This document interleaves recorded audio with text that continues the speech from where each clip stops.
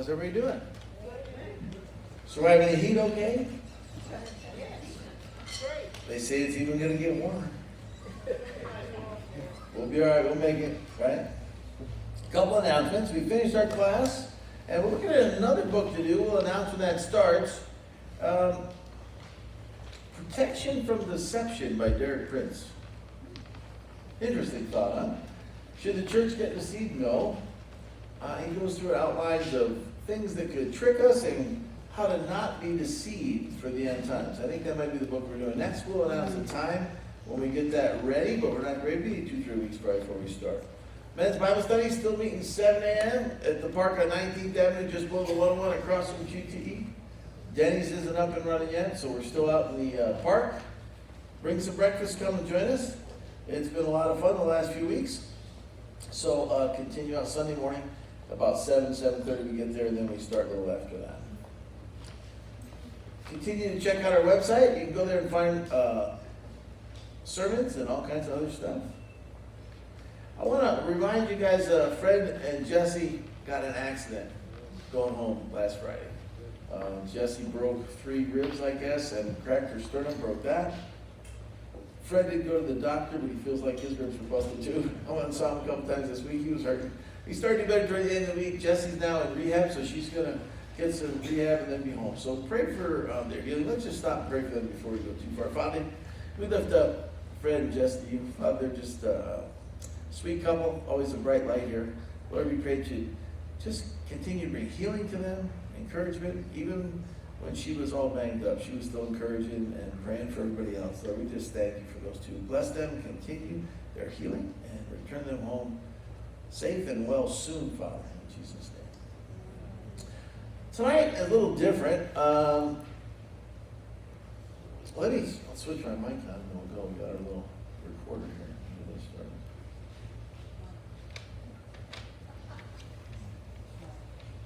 started. Okay, so June 5th. Title tonight is What is Going On? Turn on the news, look out the window, and that's what everybody's saying, what is going on? How do we get here from there? How do we end up in this mess we're in today? Why are we there? And what is happening? Our country has swayed and wandered and drifted from God for decades. It seems slow, and then all of a sudden it's like we're here. And how can what's going on in this country be happening today when, after all, aren't we a godly nation founded on godly values? You look at the founding documents, the Declaration of Independence, and you look at the Constitution, it all talks about God. We have inalienable rights that come from who? God the Creator. But yet today, those that leave, many of them don't believe in God. The fashionable thing on the news is to think that people that believe in God are less than. They need a better education. They just don't understand. And if you're enlightened and you're part of the new elite bunch, you don't need God anymore. We have science. We have all these things that just, you have to be slow or behind to believe in God. That's the pulse today in those supposedly in the new and the media today. They don't need God. They don't think they have to have time for God. And now here we are. This has happened before when a nation wanders from God and wants something different than the way God set things up. Let's look at a couple of parallels. If you want to turn to 1 Samuel chapter 8, we're going to look at the beginning of that. Israel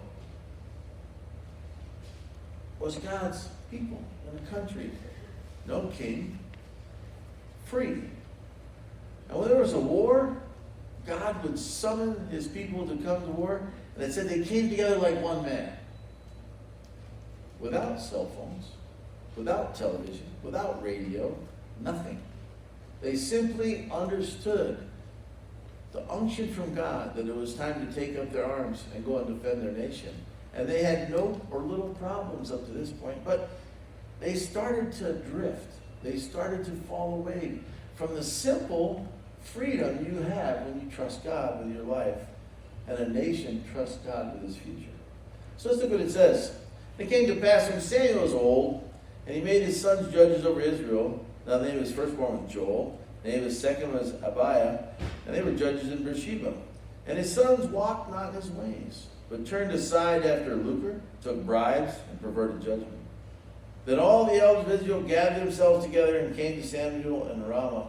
And they said unto him, Behold, thou art old, and thy sons walk not in thy ways. Now make us a king to judge us like all the nation. But this thing displeased Samuel, when they said, Give us a king to judge us. And Samuel prayed unto the Lord. And the Lord said to Samuel, Hearken unto the voice of the people, in all that they say unto thee, for they have not rejected thee, but they have rejected me, that I should reign over them, according to all the works which they have done since the day that I brought them out of Egypt, even to this day, wherein they have forsaken me and served other gods, so they also unto thee. See, you can look at the parallel there. When we're following God, when a nation follows God, things just fall into place. But when corruption comes, when people desire money and wealth more than a relationship with God and righteous living, what's right, things get perverted. Look how it started. The judges turned aside for money and took bribes and perverted judgment.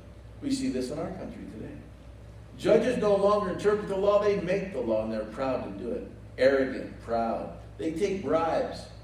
Those that are supposed to recuse themselves in any sense of honor do not do that at all. They sit there so they can judge and control things when they should step aside.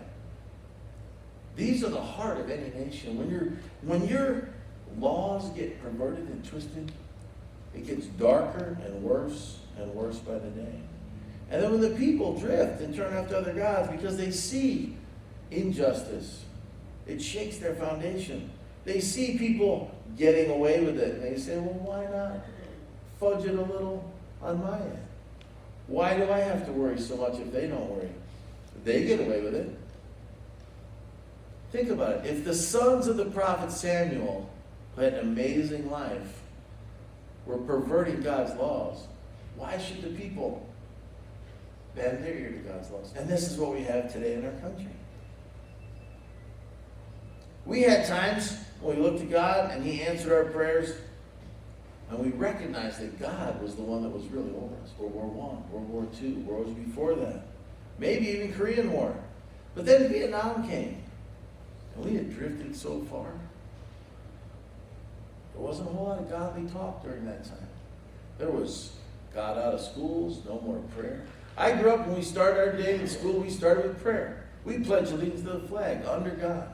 And it meant something. When you went through your school day, you realized that someone was watching you, everything you did, and God was there to keep an eye on what you did. But now children have no governance. They have nothing to guide them. They go to school and get away with whatever they get away with. We've been taught so poorly, and this country's righteous heritage has not been passed, that sometimes you say, pledge allegiance to the flag under God, people get a little smirk. Oh, well, I'm not going to do that. Under God? Who says there's a God? We've drifted so far that we're reaping what we've allowed into our lives. There's no more honor. There was a time of their honor. Read about the battles fought in this country, and they realized they were defeated. They would simply say, you won. God chose you to be a victor. And they would orderly march out of a fort, turn the fort over to the other army saying they had won, and go home to their families, realizing God's plan was for that army to win, not the army they belonged to. And it was fine. Today, you don't see that. There is no honor in such a form that we see in our country anymore. It's a, what can you get away with? What do you end up with? If you knife someone in the back, politically or financially, who cares? How are you 5-10 years later? Did you get the money? Did you get the idea done? Did you get the bill passed you wanted passed? Who cares then? There was no honor. There was a time in our country that people worried and cared so much about the laws of this land that they would put their life on the line in a heartbeat. They'd take a pair of gloves and slap another man in the face and say, how dare you? Step out back. We'll each take a pistol and we'll see who God chooses. I'm willing to die today, are you? That's gone. There's no more honor in this country, especially in politics. It's disgusting. An honorable nation who had freedom under a loving God now has become a cesspool and a swamp. Swamp is a very good description of what's going on. Our news media is bought and paid for. Groups that are smarter and more enlightened and say, oh, these people are clinging to God and country and their guns. Oh my goodness. How slow are they? We're so much far beyond that. Founding fathers had wisdom in the right to bear arms. It's not to go hunting. It's not to shoot at targets. It's to remove any kind of tyrannical government. And we're seeing a tyrannical government starting to put its tentacles across this land right now. Many states are open for business. But some dare hold and say, no, not yet. No, not yet. They've broken the Constitution, and in their arrogance think that they have power to do that. They do not. God's for the weak, a crutch for the handicapped, no longer needed by the enlightened ones of our country who want to rule you and me and everybody they can. And it's pretty easy to see that it goes beyond our borders into other countries. They're having protests in other countries about the atrocities that happened here to a man whose life was taken in a very unjust and terrible way.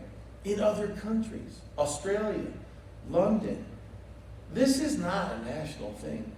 This is the world. There's those in the world that want to rule all the countries. They don't want there to be national sovereignty. We're going to talk about that in a little bit. Why is this happening? How did we all get here? World War I, World War II, Communist Party, socialists.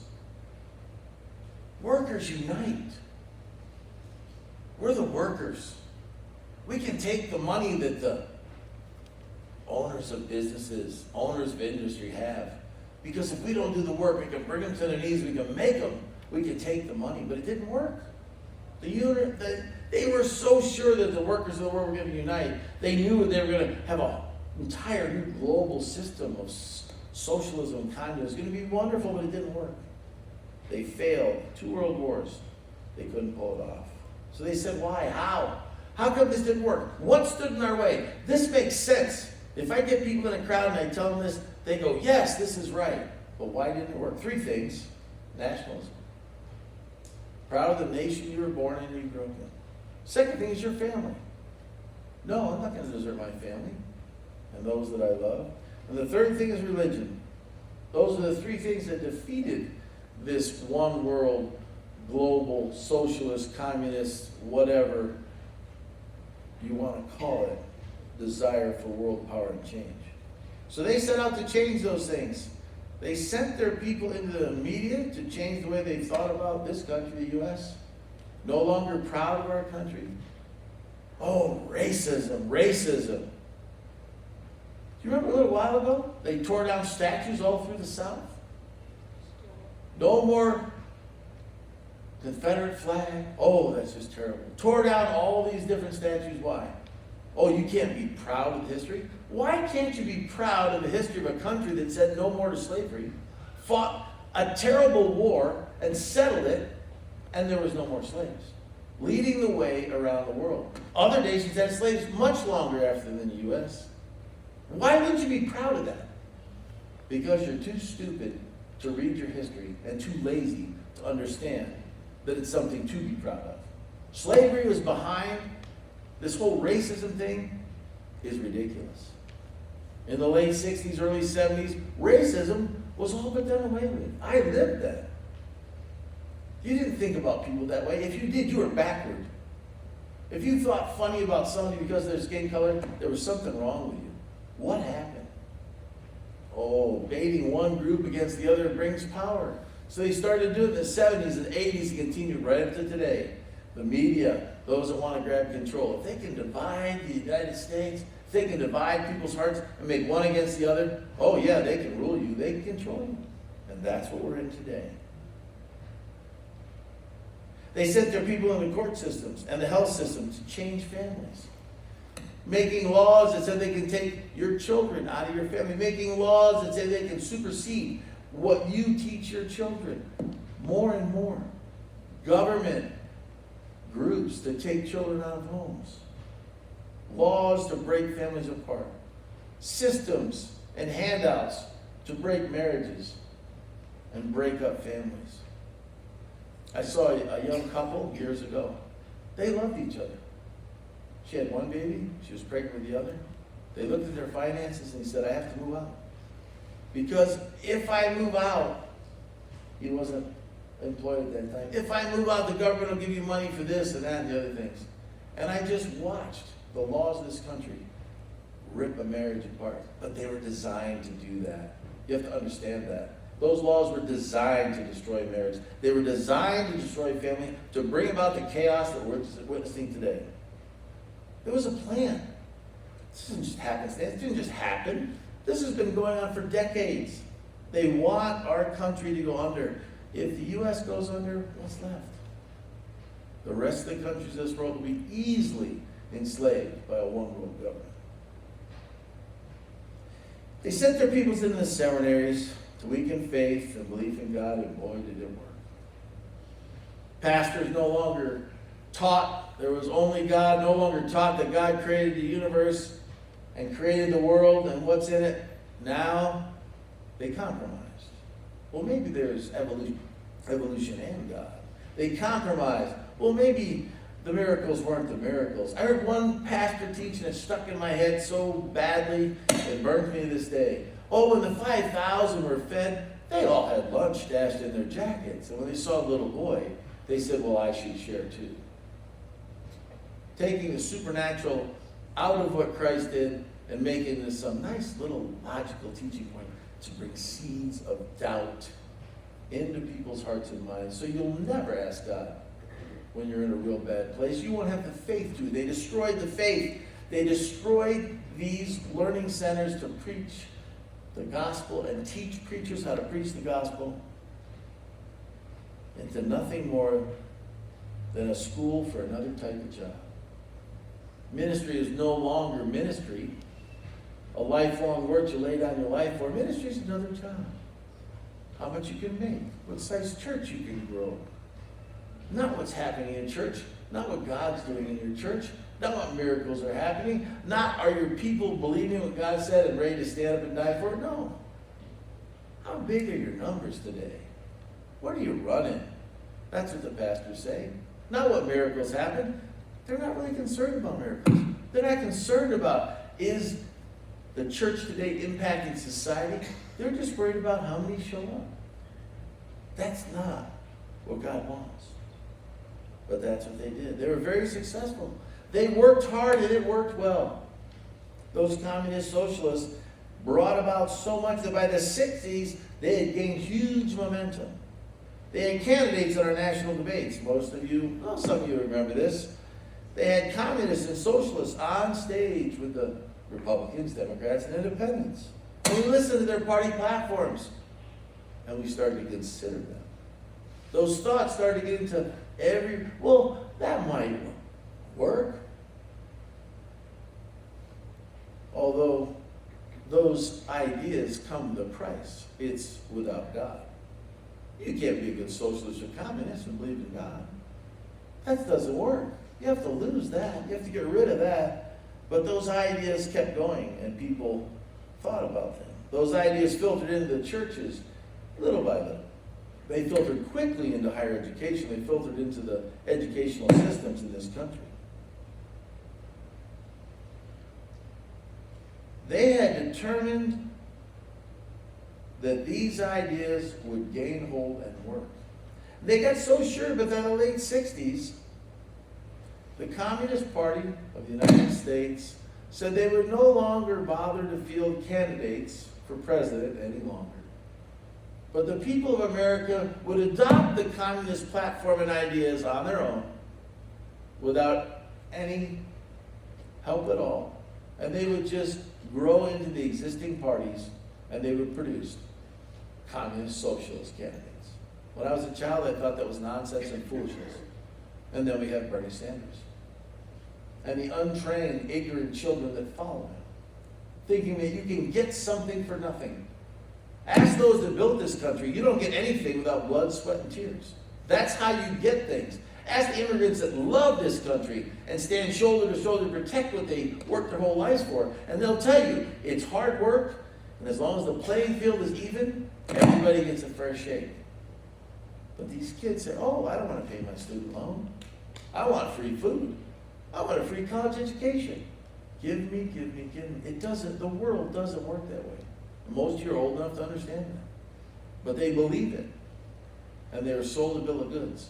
And in our country, in one of the two political parties we had, the Communist Socialists, who got close to getting the nomination. What happened? How did this come apart? How did this come to be? How did our nation come apart like this? The schools had a lot to do with it. Remember when they took prayer out of school? Then they took the Bible out of school, or tried to. One thing President Clinton did was say, you know what? You can read your Bible at school and you can take your Bible to school. Don't let anybody tell you you can't. It's one of the only things I can think of they did that was worthwhile. But yet, the momentum had gained so much by then. I remember when the pledge went out, and first prayer went out, and they said you can have a moment of silence in class. And then the pledge leaves went out. And a lot of the teachers were relieved because all those kids squirmed anyway. Let's just forget about that. We lost track that those that teach our children affect the destiny and our future. We just want the kids to go to school so we can go to work. We don't need a babysitter. We need to pursue careers. All the women in the country were pressured. Some didn't want to, some did. That's fine if you want to work. But some were thought less than because they want to stay home and provide a loving family for their children. I think that's one of the highest callings everyone could ever have. And yet they're belittled and they're brought down to because of this. So now, our children learn left-wing ideas more and more every day in our schools. They're not challenged. It's not fun. The parents don't think they have any say in what their children do. And now these ideas are being harvested. We're seeing the fruit of what happens when you adopt these ideas. Kids that you probably know, kids that I've met, are out running around these protests. They were bored. They were locked up under the COVID nonsense. And then they just want to do something, and out they go. It's kind of interesting that COVID means nothing if you're protesting. Shoulder to shoulder, no mask, and these governors in these countries and these mayors do nothing. Try to go to church. Try to celebrate a funeral of a beloved leader. Oh, they stopped that, bringing the police. This has to stop. This is wrong. This isn't America. Our children are running crazy in the streets. And for what? Why? It's not for this man's death. That was a catalyst. That was a spark. Why? COVID-19 opened the door to opportunity. Here we go. We're going to shut down this country. Shut down this country? Whoever said you could do that? And then free Americans were locked down, supposedly lawfully. No, we never locked down healthy people before. You put people that are sick in quarantine and separate them. That makes sense. You don't lock down everyone.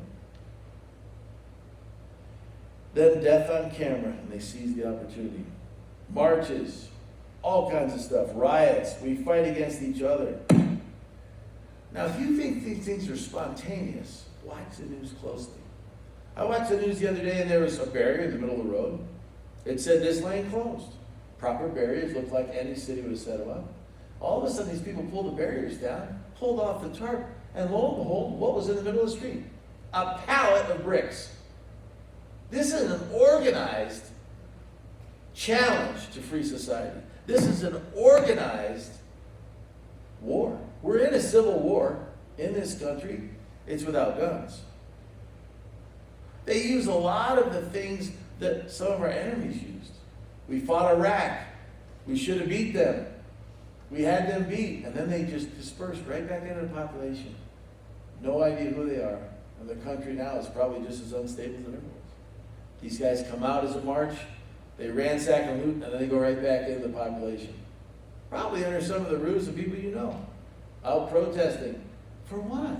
Protesting's fine. That's our country. That's what we do. But after hours, to loot and destroy, even in Arizona, Scottsdale, places smashed. That's not America. Why would you smash someone else's store?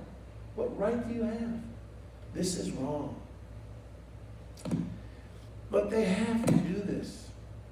They're losing power. If the swamp continues to drain, what are they going to do? Now, what is this swamp? When the judges started taking bribes, when you could rig the system, when you could anywhere in any country start to defraud the people and gather wealth, that's a swamp. When a vice president can have his son, who was thrown out of the military because he was not worthy, get a job making $1 million a year for doing nothing, that's a swamp. They all have their little fiddles in all the other countries. And now in other countries, when you go there, sometimes they look at you with disdain. It's not you.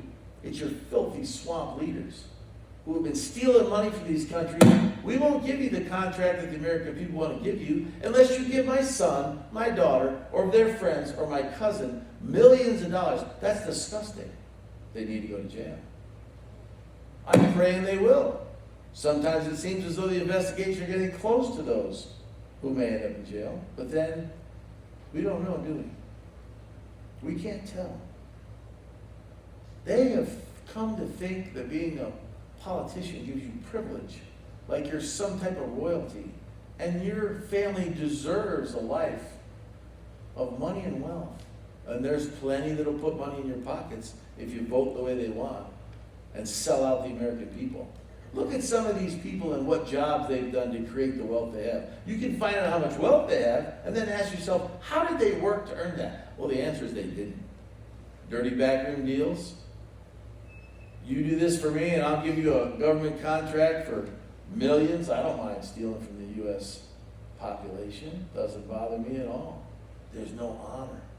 They have no honor, and they yell the loudest the minute anybody gets close to their little golden apple cart of rotten apples that they've stolen from the whole world. Poor countries that can't afford millions of dollars are being milked by these royalty politicians. It's wrong. It needs to stop. We're at a turning point, not just in this country, but it's kind of tipping toward the whole world as to what's going to happen. So what can we do? What can we do? How do we do this? Well, you can make phone calls, you can talk to your leaders, you can pressure them, and that's all good. But what we really need to do is pray. Do you think what's going on in this country is backed by only man's thoughts? Only a few men somewhere make up a conspiracy somewhere that are going to overtake the world? Do you think that's really what man's capable of? I don't think so. There's far greater things behind this. Spiritual warfare. The enemy is hard about his business. Destroying, stealing, lying. He knows that if he can get people to look at that and say that's all that's there, they'll abandon faith, they'll abandon righteousness, they'll abandon holiness. Because why? It's too hard to work when others do nothing and get a paycheck. Think about what they did in this country. Oh, it's good. Give people money because we're locked down for COVID-19. But let's give them more money than they're getting so they won't go back to work, so that the businesses take out loans that are in demand of time to pay them back, won't be able to hire their people back because they're making more money sitting on the couch watching TV. That's disgusting. Find out which group did that and throw them out. It's a setup. The good thing is this year we're not distracted by sports. That's a blessing. Maybe people will get off of sports and get into politics. Something that makes difference. Take a look at what's going on and make good decisions instead of being, worried about a score. I guess sports is coming back, but I hope we wake up before then. Pray is what we need. When we come before the Lord and remind Him of His righteousness, and remind Him that we desire it here, and remind Him that that's what the laws of sin were set up for, that we would have a place where we can freely worship, which you can't now. How many churches, tail between their legs, aren't open now? Or is it easier to just ka-ching the till without having to deal with those messy, dirty sheep every weekend? Why aren't they open? Why not? There's no reason. And why aren't churches over the country open and anyway and say, go ahead, lock us up? They take the protesters, they arrest them, and they let them go the next day. I think Christians should spend some time in jail. Maybe that would make us not so holy. If enough, they couldn't hold all the Christians if we all decided to go to church. Especially in some of these nasty states. Dirty place like New York. Upstate's nice, downstate's filthy. Sorry. New York City is a dirty place. It really is. Go there. And the people that are running it, I don't know. Remember, New York was the one that lit up the whole thing pink when they allowed late-term abortions. It's kind of interesting that now they take the brunt of the deaths in COVID-19. Of course, God has nothing to do with that. It's just a coincidence. God will not be mocked. You can't shed innocent blood and think that it's fine. You can't just turn your eye to abortion long enough. He'll get your attention. He'll turn your country upside down until you get on your knees and pray. And that's what we need to do today. That's the answer to this, is pray. People's hearts need to change. We need to pray and ask God to come in and change things, because can you make a change? I can't. I'd like to have the power. I don't have it. But God does. And you guys all know this verse, 2 Chronicles 7:14. If my people, which are called by my name, shall humble themselves and pray and seek my face and turn from their wicked ways, I will hear from heaven and I will forgive their sin and will heal their land. So turn from your wicked ways. If you believe in Jesus Christ and name his name, and you vote for candidates that support abortion, you're fake. Stop it. Just say I don't believe in God and I'm an atheist. Knock it off. You can't have it both ways. You can't have innocent blood in the hands of those that you vote for and expect fine because you want your wallet filled. Evil ways have to stop. We have to protect the innocent. We were so close, and I think we still are, to a point where we could overturn Roe v. Wade, which should have been voted on before, because any participant in the case, if they ask to be overturned later, it's supposed to immediately go back to court. She did. And it didn't. Because the judges are perverted, and they need to be thrown out. We need to research how to get rid of judges. How do you get rid of these rotten judges?